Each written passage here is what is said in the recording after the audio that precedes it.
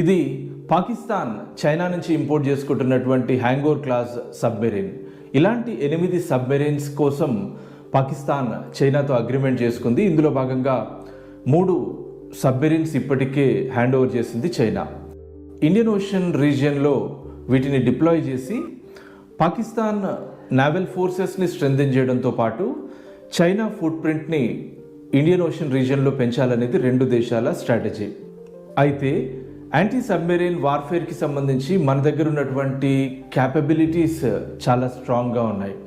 For example P-8 aircrafts, అట్లాగే Seahawks, దీంతోపాటు Scorpene class submarines, Varunastra torpedoes, Indian ocean రీజియన్లో maritime security, అట్లాగే వేరే దేశాలతో ఉండేటువంటి థ్రెట్ని ముందే ఎప్పటికప్పుడు అసెస్ చేసేటువంటి మన కంట్రీ ఎప్పటికప్పుడు మన నావల్ ఫోర్సెస్ని చాలా స్ట్రెంథెన్ చేసుకుంటూ వస్తుంది.